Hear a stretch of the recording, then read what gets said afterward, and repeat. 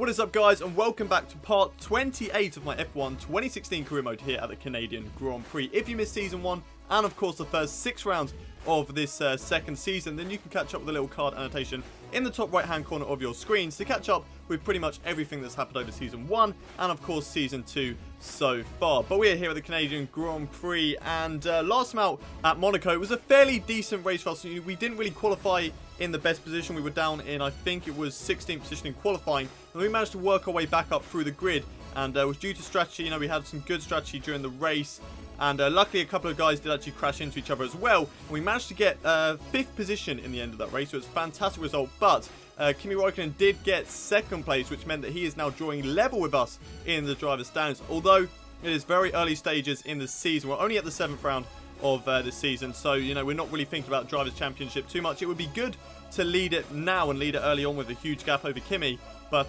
yeah, we're not really thinking too much about it. We're thinking more about just trying to get good results, and maybe towards Belgium we'll start thinking about the drivers championship. But Chris has a little bit of R&D news for us, so let's head over to him and see what he has to say.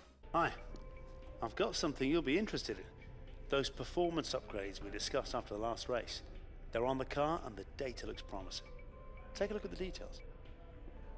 So last time out at the Monaco Grand Prix, we decided to upgrade the chassis weight on our car, which will really help us in the corners, coming out of corners, acceleration, stuff like that. So we've reduced it by 6 kilograms, which is absolutely fantastic, and hopefully that will push us up to near the top in the research and development. But unfortunately, Mercedes have now decided to start upgrading their cars. So they didn't decide to upgrade their car last season and at the start of this season, but now when we're starting to do some really good performance upgrades, they're deciding to upgrade their cars. So a little bit disappointing there that we are not the best team in Formula 1, but we're very, very close to Mercedes. So hopefully maybe after, not this race, I don't think we'll have enough research points to upgrade the car after this race. So maybe after Azerbaijan, we could possibly upgrade the car and be the best team in Formula 1, but we'll just have to wait and see for that. But for now, let's head into practice for the Canadian Grand Prix. Welcome to a wet Montreal here in Canada, as today's practice session is about to start.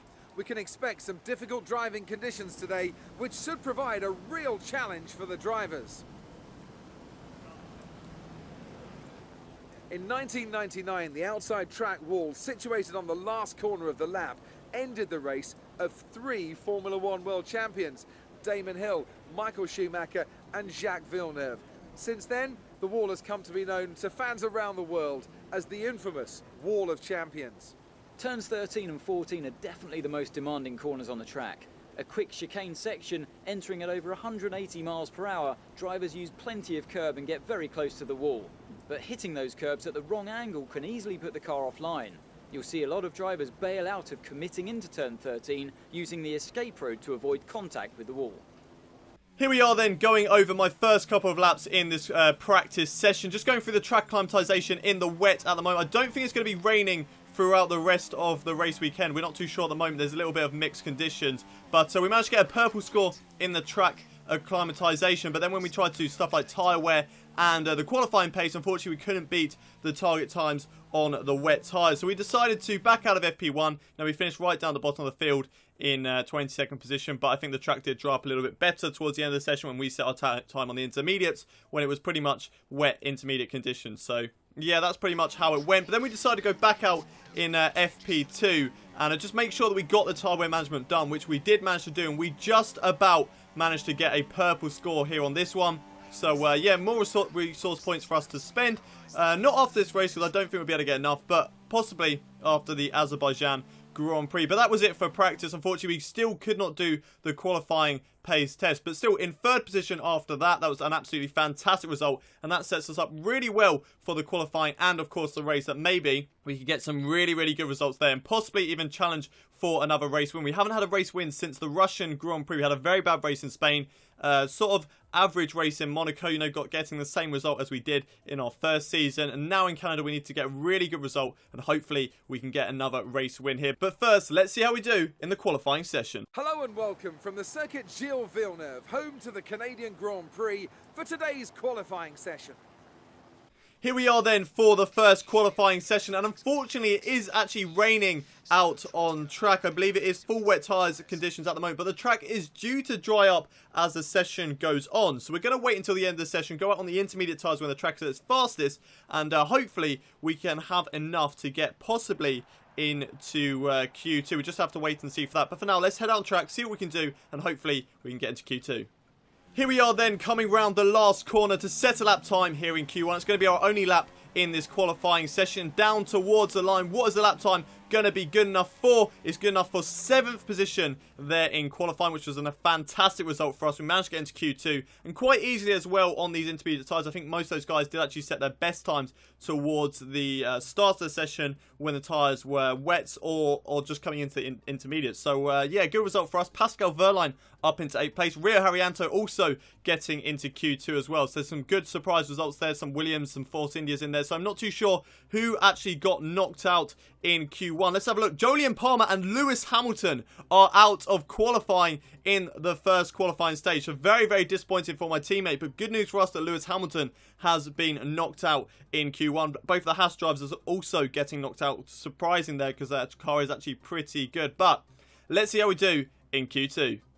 Here we are then in Q2, coming around the final corner now, taking a lot of curb there on the left-hand side, going down towards the line. What's the lap time going to be good enough for? It's a 1:14.297, good enough for only 15th position at the moment in qualifying. We're definitely going to need to improve on that if we want to get into Q3. Coming down towards the line once again, DRS open. We are at the moment 5 tenths quicker than our previous best lap time. It's good enough for 12th place as we come around the final corner for our final lap here in Q2. Can we get into Q3? We're right on the verge at the moment. 7 tenths faster. Is it good enough? Yes, it is. It's good enough for 4th position, I believe that it was, but then we got dropped down into 6th.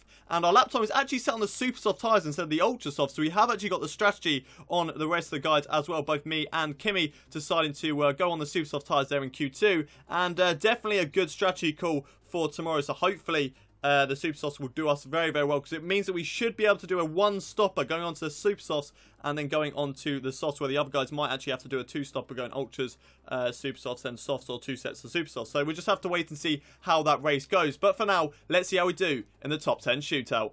Right then, our first lap here in Q3, taking a lot of curb once again on the exit of that chicane down towards the line. What is our first lap time going to be good enough for? It's only good enough for a 1:14.167. Marcus Ericsson is behind us at the moment. Marcus Ericsson into Q3. Great result there for the sub. I didn't actually notice that. Pascal Wehrlein also into Q3. Probably should have looked at who got into Q3 there. But coming down towards the line for our second lap here in qualifying, it is not going to be an improvement. It's only good enough for a still 9th position. It's 7 tenths slower than our previous best lap time. But here we are, final lap here in qualifying. So far, 1 second faster than our previous best lap time. What is the lap time going to be good enough for us? We come down towards the line. Is it good enough for a top 3 finish? Yes, it is. It's actually 3rd position here in qualifying, which is an absolutely fantastic result. I think the team wanted us to get 3rd in the team objective, which is absolutely fantastic. And there we go, 3rd position in qualifying, just behind Nico Rosberg and Sebastian Vettel. And that is a fantastic place to start the race from. So Sebastian Vettel, he goes and gets pole position with Nico Rosberg lining up alongside him in the Mercedes. We line up in 3rd with Carlos Sainz alongside us with our rival Kimi Räikkönen in 5th position. Daniel Ricciardo starts racing 6th with Danny Kvyat in 7th with Pascal Wehrlein in the manor getting a fantastic qualifying position up into 8th. Sergio Perez qualifies in 9th with Marcus Ericsson rounding out the top 10. So a few surprise results there with the Manor and the Saubers, and of course the Force India getting into Q3 as well. So great results for those guys. But for us, we're starting in P3 on the grid, which is a great result. Hopefully we can possibly try and get past Nico Rosberg and Sebastian Vettel in the race, and hopefully win our first race since the Russian Grand Prix. You know, we need to get a race win under our belt, otherwise we could start to fall behind Kimi Räikkönen, and of course fall behind in the Constructors' Championship as well. But without any further ado, let's over to the race for the Canadian Grand Prix.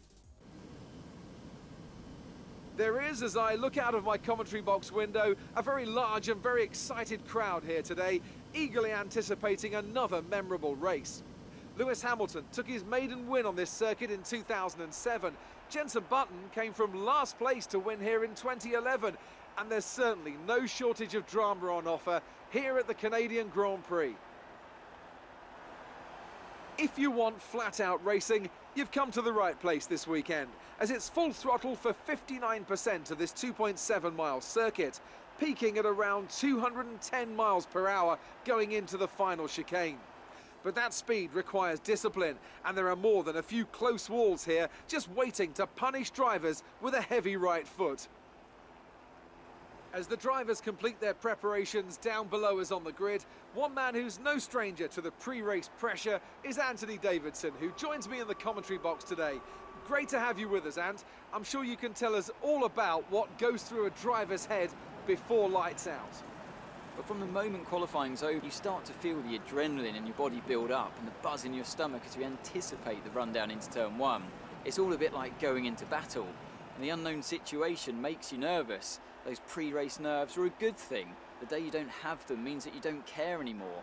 And of course you have to make sure that all the procedures are second nature to you, so that they're not taking up too much of your capacity. Okay, the run into turn one isn't too long, so the pack will be bunched up. Take care.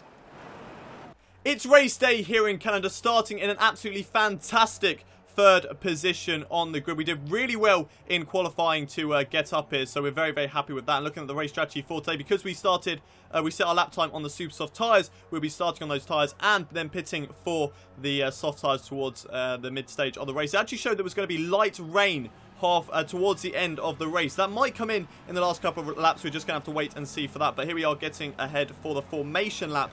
And we're just going to go for our usual procedure. Just warm up the tyres, warm up the brakes, and make sure that we are nice and ready for the start of the race. Hopefully we can get past the likes of Nico Rosberg and Sebastian Vettel down in towards turn one. But we're just going to have to wait and see how that goes. And here we are on the grid for the Canadian Grand Prix. 5 red lights. Lights out, and away we go for the Canadian Grand Prix. It's a fairly decent start compared to the Ferrari of Sebastian Vettel. It looks like he's been bogged down quite a bit going down towards turn one. But we're not daring enough to go for a move up the inside through there. So we've got Carlos Sainz going for a move up our inside. He's actually got the job done up into P3. So a great move there from the Toro Rosso driver to move up into third position. Both for Nico Rosberg and Sebastian Vettel going side by side at the moment as Nico Rosberg goes into the wall on the exit of turn 4. Not too sure whether he has damage or not. We just have to wait and see as the race goes on. But Nico Rosberg just getting very close to the wall there and a little bit too close for comfort as Carlos Sainz is still very much ahead of us. But here we are at the end of lap 1. Carlos Sainz following behind the 2 leaders at the moment. Can he possibly go for a move for the race lead? It's 3 wide down into the chicane. Who's going to come out on top? This is not a good place to go for a 3 wide in. It looks like Carlos Sainz is the one who has come off worse. He's gone for a spin. He's put his car into the wall. I think he is still running in this race, but unfortunately for him, he's going to have to let everyone through and now be right at the back of the grid. Let's have a look at a replay of what happened on board with Carlos Sainz going down in towards the chicane. So he's going side by side with Nico Rosberg. 3 wide at the moment. Just gets squeezed on the inside. Takes too much of the curb. Hits the Mercedes. And unfortunately spins around. Puts himself into the wall. And now has to wait for everyone to go through. Here we are then watching on board with Nico Rosberg. He was the man in the middle going down into the chicane. Let's see what he did. Just took a normal line through the chicane, to be fair to him. He just took a normal line. To be fair, he couldn't really give too much room to Kimi Raikkonen because Carlos Sainz was on his right. So that is exactly what he had to do. He had to just take a normal racing line. He's on board with Sebastian Vettel, not Kimi Raikkonen, going down in towards the chicane. He took a lot of curb there on the left-hand side, but luckily for him, he did not go into the side of the Mercedes driver, and that is why he did not get put into a spin. And here's on board with myself going down in towards the chicane. Now there you can just see Carlos Sainz spinning around, and that's why we decided to go a little bit slowly. We lose the back end just a little bit out to that corner as we try and get the power down, but very good there just to back out of it, make sure that we didn't get involved in that collision as we're now watching on board with Sebastian Vettel trying to get past Nico Rosberg at the moment, going down in towards the chicane. Can Sebastian Vettel get the move done on the Mercedes driver? And here we are going through the chicane. Now it's side by side, but looks like Sebastian Vettel gives him enough room. And now we've got a great run on Nico Rosberg down in towards turn 1. Can we get the job done on Nico Rosberg? Yes, we can. Well, there we go, up into second place. And Nico Rosberg might be able to have a look back at us into the next couple of corners. I don't think he has. We run it wide, but that's the normal line that we usually take. And Nico Rosberg has gone for a spin because of that. Someone's gone into the side of him as well. And the virtual safety car is deployed here in this Canadian Grand Prix. Sergio Perez is out of the race, and Daniel Ricciardo is is out of the race. It looks like there may have been a little bit of a pile-up down in towards turn 1 because of that. We took our normal racing line, and that's why Sebastian Vettel went into, Nico Rosberg went to a spin, and Sergio Perez just drives straight into the side of him. 2 tyres go flying. He's on board with Daniel Ricciardo, so Nico Rosberg going, covering most of the track. Daniel Ricciardo just goes into the side of him, and then there's a huge hit there from Sergio Perez, who just goes straight in the side, loses his own tyre, and of course Daniel Ricciardo's as well. So here we are once again on board with Sergio Perez. And it just looks like he doesn't bother to slow down. Just goes straight into both drivers. And very, very lucky for Nico Rosberg not to have any terminal damage on his car. But here we are back on board with myself. And virtual safety car is ending. So we could possibly have a run on Sebastian Vettel. He's going very, very slowly out of the exit of the hairpin. And unfortunately that did hold us up just a little bit. But we still have DRS and slipstream on the Ferrari driver going side by side down in towards the chicane. Can we get the job done? He's braked late on us into the corner, holding the inside line. He holds the inside of the second part, and luckily for us, we just managed to fit through there. Don't actually go into the wall, but once again, we do have DRS on the Ferrari driver, so we could possibly go for a move up the inside on Sebastian Vettel. Can we get the job done? Go very, very deep into the corner. That forces Sebastian Vettel out wide. We do give the position back to him. Now, Kimi Räikkönen having a look around the outside. And at this point, I didn't actually know he was there. The arrow obviously is there, but I wasn't looking at him. I was looking more at Sebastian Vettel, so I didn't actually know that Kimi Räikkönen was there around the outside. And there was a little bit of contact, but luckily for both drivers, there is no damage. Then we have a huge tail snapper there on our car through the exit of that corner. And that allows Kimi Räikkönen to get the job done on us, move up into second place. And very, very disappointing to lose second place due to just a little mistake there coming out in the traction zone. So a little bit disappointing as the race engineer is asking us if we want to change strategy, but we decide against that. And now we are following right behind Kimi Räikkönen, going down in towards the chicane once more. Can we get the job done on the Ferrari driver side by side? No, we decided to back out of it because we don't really want to go side by side through there and ruin our whole race. But now Nico Rosberg, will he have a chance to get past us down in towards turn 1? I don't think he was. Just not close enough to go for a move there. And for his sake, I would not go up the inside. He tries it once again. Does he get a hit from us? No, he doesn't. Not this time around. But that is our usual line through that corner. So if any other driver wants to do that, they do need to be aware that that is our usual line through turn 1s. We're now on board with Nico Rosberg going down in towards the final chicane. What is he going to do through here? Trying to round the outside into the chicane. Can we hold on this time around? Oh, we get forced into the wall there by the Mercedes driver of Nico Rosberg. Lose quite an amount of damage on our front wing, and very, very disappointing to have front wing damage in this race and actually lose out on second place as Sebastian Vettel came into the pits on the same lap as well. So a little bit disappointing to lose that position out to Nico Rosberg, but here we are on the slipstream using the DRS going down into the chicane. Can't quite get the move done in the first DRS zone, but here we are in the second one. Following in the slipstream once again, pulling over to the left-hand side, getting squeezed up against the pit wall, but it's going to be a fairly easy move up the inside into turn 1. And there we go, job done on Nico Rosberg up into second place once again. Can we catch up to Kimi Räikkönen and possibly challenge for the lead of this Canadian Grand Prix as we're on board with the Ferrari driver right now as he goes through the hairpin. So not too sure what's going on here with Kimi Räikkönen leading the race at the moment as he goes down this long back straight. And we're not too far behind him at the moment. Oh no, his engine has gone. Kimi Räikkönen is out of the Canadian Grand Prix. From leading the race to be out of it, that is a disaster there for the Ferrari driver. And that means that we will retake the lead of the Canadian Grand Prix as Nico Rosberg comes into the pits at the moment. There's our front wing on the right-hand side on the exit of the chicane there. But we are leading the race by quite a huge margin as well. There's a lot of guys coming into the pits at the moment. And Jolyon Palmer is currently in second place after qualifying down in 17th. Is now in second place. So could we get a 1-2 for the Renault team here at the Canadian Grand Prix? We're not too sure at the moment. But here we are coming into the pits for the first time in this race on lap 13. And hopefully it'll be a very, very good pit stop for the time being. Jolyon Palmer is currently leading the race at the moment. He will be pitting a lot later on in the race because he is actually starting on the soft tyres and just trying to go for as long as he possibly can. But it's going to be a slow stop from ourselves because obviously we have to get that front wing change. I mean, it wasn't too much damage, but it would still really affect us in corners.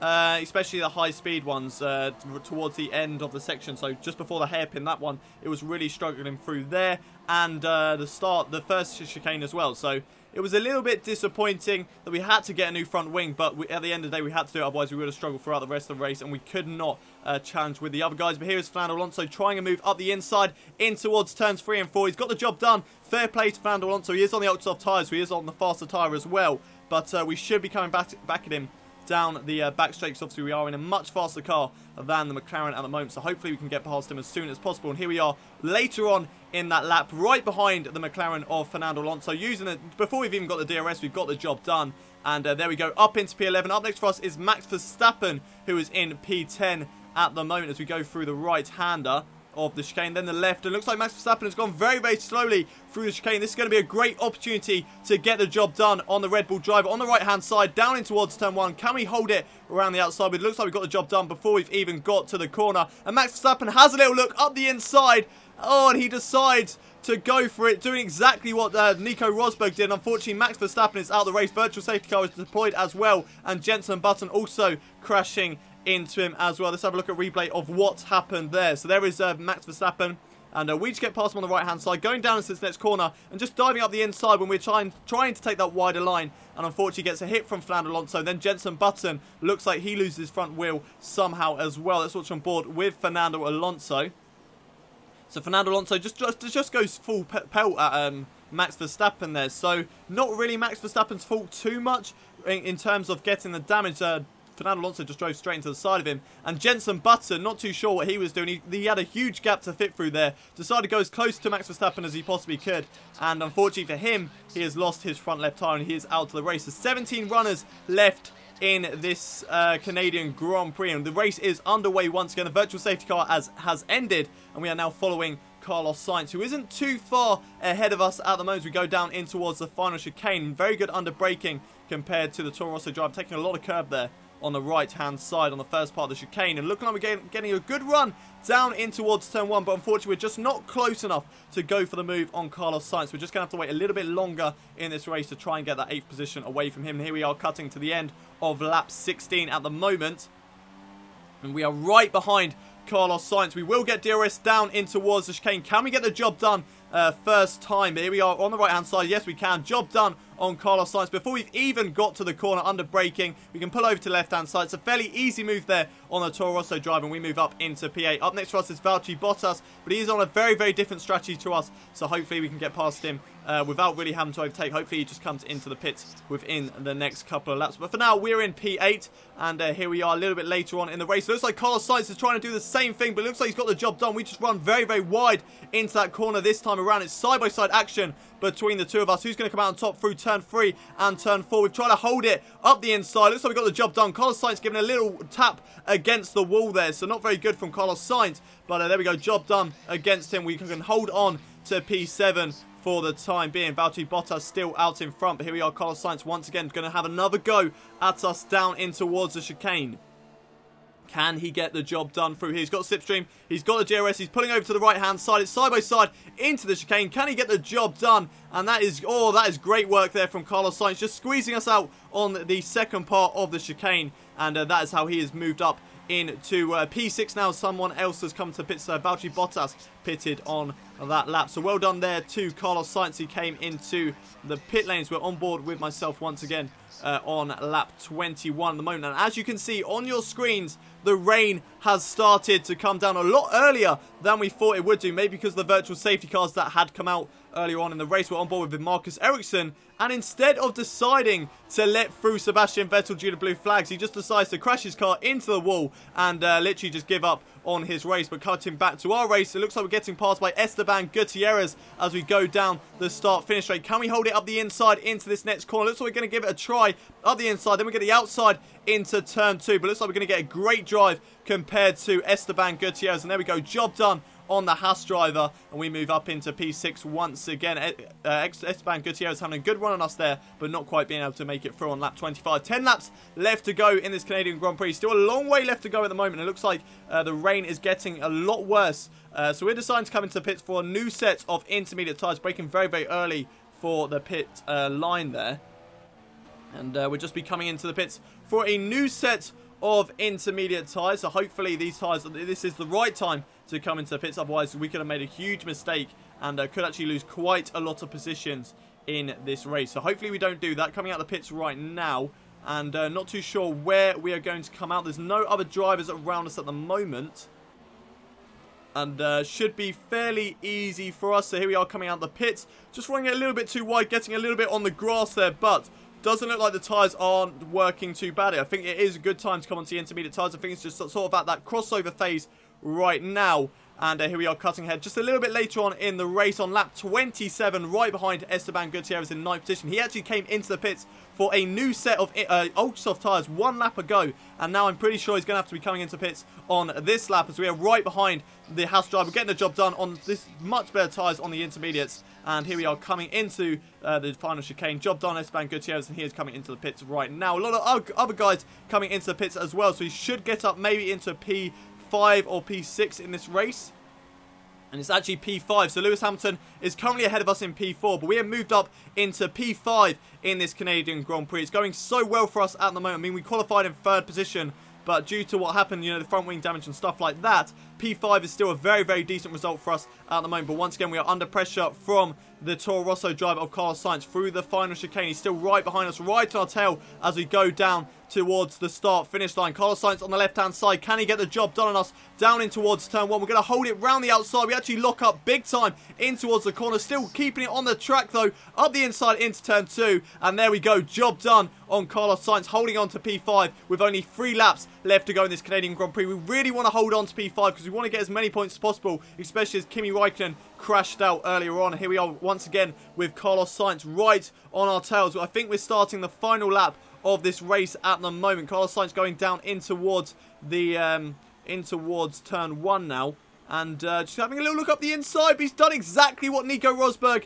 and I think Max Verstappen did as well. Just going up the inside as we're trying to take that wider line, and unfortunately just gets a little clip there. So I'm not too sure. That's up to you guys. Do you think I was bad for doing that, or do you think, you know, it was just a normal racing line and the AI were a bit stupid to go up the inside? I'll let you guys decide. Just leave it down in the comments below. But back towards the action, coming down in towards turn 2 once again. Esteban Gutierrez has a little look and nearly did exactly the same as what Carlos Sainz did earlier on in the race, but going through turns 3 and 4 at the moment. Nice and tidy from our race, not getting too close to the wall there, because I mean the curbs are a lot more slippery in this race right now due to the rain. So we want to avoid those guys as much as possible, especially through, you know, high-speed exits like you see around Canada. But here we are on board with Sebastian Vettel. He has 1 corner left to go in this Canadian Grand Prix. Here we are around the final chicane. He's got a couple of Saubers around him, down towards the line, and Sebastian Vettel wins the 2017 Canadian Grand Prix. It's a fantastic result for the world champion of 2016. Jolyon Palmer gets a fantastic result as well, finishing in 2nd place with, I think, Lewis Hamilton, or is it Nico Rosberg who finishes in 3rd? Nico Rosberg, he finishes in 3rd place with his teammate Lewis Hamilton finishing in 4th, and here we are in 5th position. It's been a great race from us, starting in 3rd. You know, we have finished lower down than where we qualified, but still, after that front wing damage, it's been a really, really good race for us. Down through 1 last corner left to go on the track, through the final chicane now. Looks like we're going to get the job done on Esteban Gutierrez, but it's down towards the line for a fantastic 5th position in this Canadian Grand Prix. Well done, good finish. You stepped up and achieved what we asked. Good job.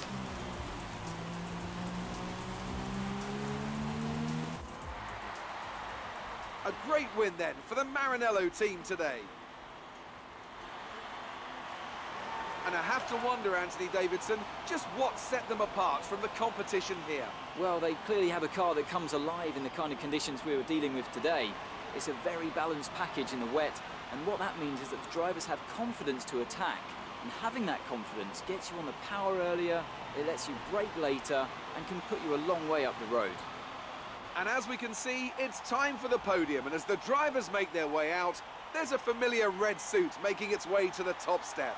Fantastic win for Ferrari.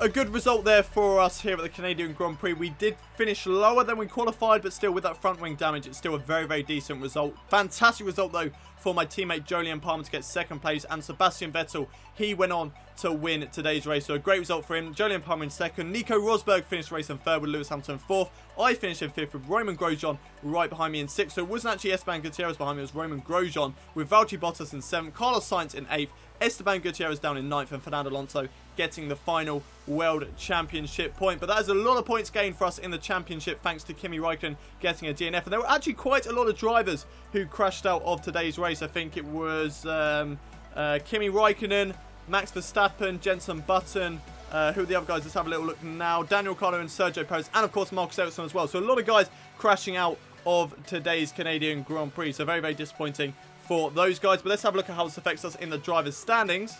And the championship looks a lot better after today's race. We've got a 10-point lead over Kimi Raikkonen. Sebastian Vettel now, though, is starting to close in on us. So he is having a fantastic season at the moment. You know, he didn't have a good start. He had a lot of reliability issues, but pretty much after maybe Russia, he's had some really good races and is now really starting to catch us up in the standings after we're sort of not having the best of results. But 10-point lead over Kimi Raikkonen is a great result, but we're not focusing too much on the championship right now. So let's have a little look at the constructors' standings, though.